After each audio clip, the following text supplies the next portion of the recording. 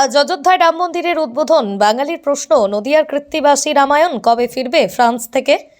আজ মহাসমারোহে উদ্বোধন হতে চলেছে অযোধ্যার রাম মন্দির, অথচ বাঙালি তথা নদিয়াবাসীর আবেগ কবি কৃত্তিবাস রচিত রামায়ণের মূল পাণ্ডুলিপি আজও ফ্রান্সে। অপেক্ষার অবহেলায় লালিত কৃত্তিবাসী রামায়ণ রচয়িতার রচনাস্থল। ভারতবর্ষ স্বাধীনতা লাভের অনেক আগেই আমাদের গর্বের আবেগের কৃত্তিবাস ওঝার হাতে লেখা কৃত্তিবাসী রামায়ণ চলে গিয়েছিল ফরাসি ঔপনিবেশিকদের হাতে। 1794 সালে ফ্রান্সের জাতীয় গ্রন্থাগার বিবলি ওয়েত ন্যাশনাল এই পাণ্ডুলিপিটি ক্যাটালগে অন্তর্ভুক্ত করা হয়। বর্তমানে ফুলিয়ার বয়রার সংগ্রহশালায় কবি কৃত্তিবাস ওঝার হাতে রচিত রামায়ণের মূল পাণ্ডুলিপির মাইক্রোফিল্ম ও সেই পাণ্ডুলিপির ফটোকপি রক্ষিত রয়েছে। কিন্তু স্বাধীনতা লাভের 76 বছর পরেও কেন উদ্ধার হলো না? পাশাপাশি রাজ্য সরকারের উদ্যোগে 1960 সালে কৃত্তিবাসের স্মরণে ফুলিয়ায় বয়রায় একটি গ্রন্থাগার তথা কমিউনিটি হল তৈরি করেছিলেন রাজ্য সরকার, সেখানেও অবহেলিত। সপ্তাহে মাত্র দুদিন, শুক্র ও শনিবার, একজন গ্রন্থাগারিক খোলা রাখেন লাইব্রেরি ও সংগ্রহশালা। তাহলে কি রাজ্য সরকারের উদাসীন বাঙালির এই আবেগের গ্রন্থটি, আবেগের স্থানটি নিয়ে, নাকি সবটাই শুধু রাজনীতি? বাঙালির আবেগ বা বাংলা ভাষার ঐতিহ্য গরিমা নিয়ে মাথা ব্যথা নেই কোনো সরকারের? পশ্চিমবঙ্গের মধ্যে সবচেয়ে সস্তায় মাছ ও সবজির পাইকারি ও খুচরো বাজার পালেশ্বরী সুপার মার্কেট সবাইকে জানায় হ্যাপি নিউ ইয়ার। পালপাড়ার main market Paleshwari super market. বিশদে জানতে কিংবা স্টল বুক করতে কল করুন 9732491278। দেখুন, দীর্ঘদিন আগে ওখানকার এক মাস্টারমশাই এবং শান্তিপুরের এক সাহিত্যপ্রেমী ওনাদের প্রচেষ্টায় জমি সংগ্রহ করে ঊর্ধ্বতন কর্তৃপক্ষের সঙ্গে আলোচনা করে ওখানে কৃত্তিবাসের আগে কিছুই ছিল না, স্মৃতিমূলক একটা গ্রন্থাগার করার জন্য উদ্যোগ নিয়েছিলেন এবং হয়েছিলেন। তদানীন্তন সরকার খুব ভালো করে জিনিসটা করেছিলেন। পরবর্তী টাইমে সরকার বাহাদুর এবং গ্রন্থাগারই সেইটাকে কেশবচন্দ্র চক্রবর্তী মহাশয়, কেশবলাল, উনি একটা বিরাট জায়গায়, রিসার্চমূলক জায়গায়, রামায়ণের রিসার্চমূলক জায়গায় নিয়ে গেছিলেন এবং খুব ভালোভাবে উন্নতি হচ্ছিল। কোথায় সুদূর ফ্রান্স থেকে মাইক্রোফিল্ম করে তালপাতার পুঁথিতে ওখানে সংগ্রহ করা হয়েছিল, কিন্তু ডেভেলপমেন্টের, বাংলায় ডেভেলপমেন্টের জন্য যে আধুনিক বৈজ্ঞানিক পদ্ধতিতে করা হবে বলা হয়েছিল, কিন্তু সেইটা আজ পর্যন্ত হয়নি। এই যে পুঁথি ফ্রান্স থেকে আসলো না, এতে করে তো আমাদের বাংলার তথা এই যে আমাদের যা বলা যেতে পারে অ্যাসেট, আমাদের সম্পত্তি, অর্থাৎ আমাদের সোনার সম্পদ, সেটা ফ্রান্সে রয়ে গেল, সেটা এলো না, তার বদলে এলো মাইক্রোফিল্ম। এতে করে সাধারণ যারা আসছে, যারা গবেষণা করবে, তাদের অসুবিধা হবে না? বিজ্ঞানিক পদ্ধতি থেকে ওটা অনেক উন্নত করা যায় এবং বর্তমানে ভারতবর্ষ একটা পৃথিবীর যে কোনো দিক দিয়ে বৈজ্ঞানিক প্রযুক্তি বলুন, তারপরে এবং উভয় দেশের সঙ্গে সাংস্কৃতিক মিলন বলুন, সেই দিক দিয়ে ভারতবর্ষ দারুণ উন্নত জায়গায়।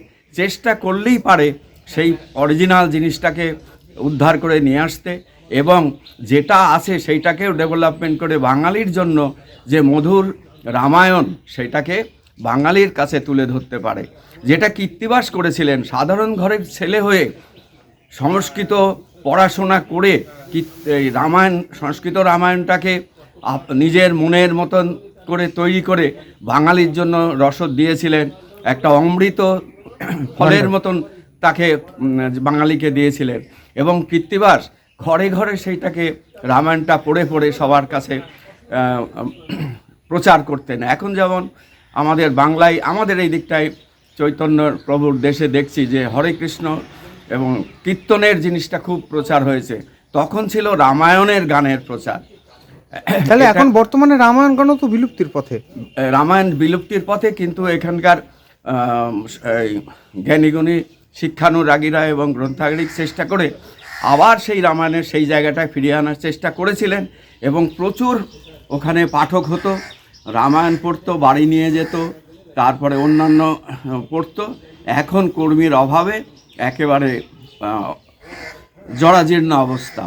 এখন কি আপনারা চাইছেন যে এইটা আরো মানে জনসমক্ষে আসুক, বা এই যে গ্রন্থাগার সর্বসমক্ষে খুলে দেওয়া হোক, বা মানুষজন সবসময় যাতে রামায়ণ দেখতে আসে বা রামায়ণের সম্পর্কে জানতে পারে, কৃত্তিবাস সম্পর্কে জানতে পারে? এটা অবশ্যই পারি, অবশ্যই আমরা চাই যে আমাদের কৃত্তিবাসের লাইব্রেরি সাধারণ মানুষের সামনে যেমন আগে তুলে ধরতে পেরেছিল, এখনও আবার তুলে ধরুক এবং ভালো কর্মী নিয়োগ করে সেখানে হাইলাইট করুক এবং বিজ্ঞাপন দিক। একটা কৃত্তিবাসের স্মৃতির উদ্দেশ্যে আপনার ন্যাশনাল হাইওয়ের পাশে একটা বিরাট কৃত্তিবাস স্মৃতি তোরণ করা হয়েছিল। সেটা ন্যাশনাল হাইওয়ে অথরিটি যখন রাস্তা বাড়ায় তখন ভেঙে দিয়েছিলেন এবং বলেছিলেন যে তাদের খরচে করে দেবেন, কিন্তু আজ পর্যন্ত সব কিছু হয়েছে। মন্দির ভেঙে আবার মন্দির হয়েছে, মসজিদ ভেঙে আবার মসজিদ হয়েছে, অফিস ভেঙে অফিস হয়েছে, বাড়ি ভেঙে বাড়ি হয়েছে, কিন্তু কৃত্তিবাসের স্মৃতি তোরণটা আজও হয়নি। আরেকটা প্রশ্ন রাখবো, এই যে পাণ্ডুলিপি এটাকে আনতে চাইছেন আপনারা? অবশ্যই অবশ্যই কৃত্তিবাসের যে সমস্ত স্মৃতি যা যেখানে আছে সব কিছু এসে যদি আবার লাইব্রেরিতে সংগ্রহ হয় এবং উপযুক্ত কর্মী যদি সেখানে আসে, মন প্রাণ দিয়ে, আগেকার যে কর্মী ছিলেন যেমন মন প্রাণ দিয়ে চেষ্টা করে ওটাকে উন্নতি করেছিলেন, আবার এসে আবার সেরকম উন্নতি হোক, এইটাই আমরা চাই। আপনার নাম? আমার নাম ভবানী কুমার ঘোষ। আপনার বাড়ি? বাড়ি আগে ছিল ওখানে কৃত্তিবাসের কাছে, এখন খুলনায়। ঠিক আছে দাদা, বহু প্রতীক্ষিত রাম মন্দির কালকে উদ্বোধন হচ্ছে এবং বাংলার শিকড় বলা যেতে পারে এবং বাঙালির অন্যতম যে জায়গা অর্থাৎ কৃত্তিবাসের যে পাণ্ডুলিপি তা ফ্রান্সে রয়েছে। কি বলবেন এ ব্যাপারে? কালকে রাম মন্দির উদ্বোধন হবে আগামী দিন, এটা খুব আনন্দের বিষয়। এটা কিন্তু মাইথোলজিক্যাল পার্ট, এই যে মন্দিরটা হচ্ছে সেটা মাইথোলজিক্যাল পার্ট, মানে এটা ধর্মীয় ব্যাপার। কিন্তু আমরা এই রামায়ণ, ভারতীয় মহাকাব্য বলতে আমরা রামায়ণ এবং মহাভারতকেই জানি, সেখানে ধর্মীয় ব্যাপারটা নেই। এটা সাহিত্য, রামায়ণ মহাভারতেরও আগে লেখা। আমাদের উদ্দেশ্য হচ্ছে যে ভারতীয় মহাকাব্য মানে জাতীয় মহাকাব্য রামায়ণকে শ্রদ্ধা করা। রামায়ণের যে কাহিনীগুলো আছে তার থেকে যেগুলো সৎ উল্লেখযোগ্য সেগুলো আমরা যাতে গ্রহণ করতে পারি এবং যারা শিক্ষিত তারা যাতে এটা পড়ে সবার কাছে রাখতে পারে যে এইভাবে চললে এই আমরা সৎভাবে জীবনযাপন করতে পারবো। এবার আপনি বলছেন যে ফ্রান্সের কথা এবং তার সাথে কৃত্তিবাসের কথা, এটা বাস্তব যে এখন যে কৃত্তিবাস আজ থেকে প্রায় ধরুন 1443 খ্রিস্টাব্দে কৃত্তিবাস জন্মগ্রহণ করেছে। তখন আমাদের ভারতবর্ষে পুঁথি প্রিজার্ভেশনটা মানে সংরক্ষণটা সেভাবে ছিল না, যেটুকু ছিল সেটুকু রাজরাজারা সংগ্রহ করত। কৃত্তিবাসের পুঁথি আমি চেষ্টা করেছি যেতে উদ্ধার করা যায় এবং কৃত্তিবাস স্মৃতি গ্রন্থাগার তথা সংগ্রহশালা, যেটি পশ্চিমবঙ্গ সরকারের একটি অন্যতম প্রতিষ্ঠান, সেই প্রতিষ্ঠানে যেই গ্রন্থাগারে যাতে রাখা যায়। কিন্তু কৃত্তিবাসের পুঁথি বলতে যে আমরা দেখেছি যে বঙ্গীয় সাহিত্য পরিষদে, কলকাতা বঙ্গীয় সাহিত্য পরিষদে এবং আরও অনেক জায়গায় যেমন বিশ্বভারতী, রবীন্দ্রভারতী, এদের বিভিন্ন জায়গায় পুঁথিশালা আছে এবং রামায়ণের পুঁথি আছে। কিন্তু দুঃখের বিষয় হচ্ছে কোনো পুঁথি পূর্ণ পুঁথি নয়, সব খণ্ডিত পুঁথি এবং এর অধিকাংশই যদি আমি বিবলিওগ্রাফিক্যাল ট্রিটমেন্ট করি বা কেমিক্যাল ট্রিটমেন্ট করি দেখা যাবে 150 থেকে 200 বছরের পূর্ণ। অতএব এই কৃত্তিবাসী এটা পুঁথি হতে পারে না। আমরা এইবার সংস্কৃত যতীন্দ্রমোহন ভট্টাচার্য একটি বই করেছেন পুঁথি সমন্বয় তালিকা, উনি কোথায় কি পুঁথি আছে তার একটা হদিশ আমাদের দিয়েছেন। তার থেকে আমরা জানতে পারলাম যে কৃত্তিবাসের পুঁথি